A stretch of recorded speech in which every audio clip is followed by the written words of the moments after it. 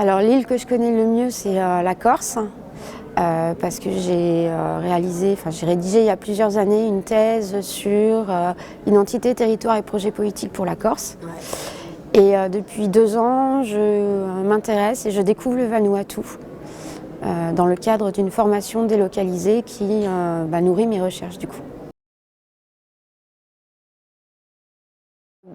Pour avoir la chance de participer à un événement qui correspondait vraiment à mes intérêts scientifiques et personnels, et comme une opportunité de découvrir aussi d'autres chercheurs qui travaillent sur les îles, de découvrir d'autres territoires insulaires et d'être dans l'échange, la rencontre, et puis aussi d'avoir l'occasion de participer aux ateliers participatifs à Ouessant. C'était une super expérience. Donc ça fait des mois que je suis comme une petite fille qui attend le Père Noël. J'ai participé en tant que participante aux ateliers de Ouessant. Donc moi j'étais dans la table ronde Innover, parce que c'est aussi des questions qui m'intéressent. Donc voilà, donc je me suis exprimée dans le cadre de la table ronde comme tout le monde. Mercredi après-midi, j'ai été invitée par les étudiants du master EGEL à la table ronde sur la nisonologie à Plouzané.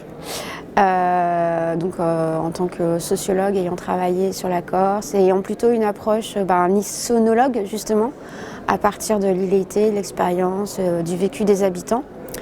Et hier j'ai présenté pour la première fois mes travaux sur le Vanuatu dans le cadre d'un colloque sur la question du rapport entre custom économie, qu'on pourrait traduire par économie traditionnelle, et économie mondialisée dans les projets de développement du Vanuatu. Voilà.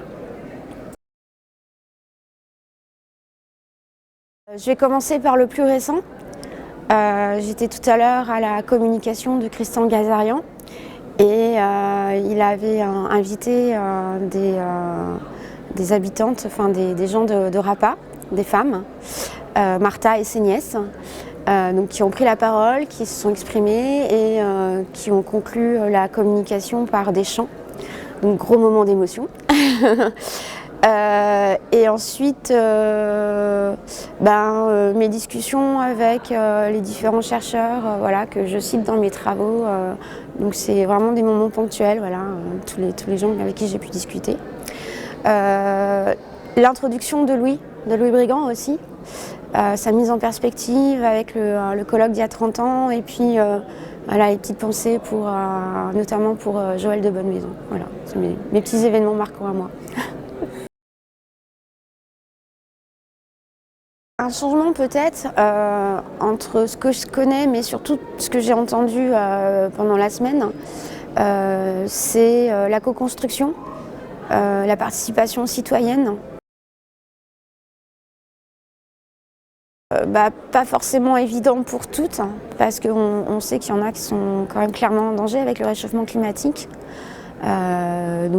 Pour certaines, l'avenir au sens le plus physique est un peu en pointillé, voire clairement en jeu. Et moi, c'est peut-être le côté relié du coup, innover relié. C'est-à-dire faire ensemble pour avancer et avoir une existence reconnue et plus être l'image d'Épinal ou le territoire des touristes, mais vraiment des territoires de projets et d'action. Voilà, c'est un souhait.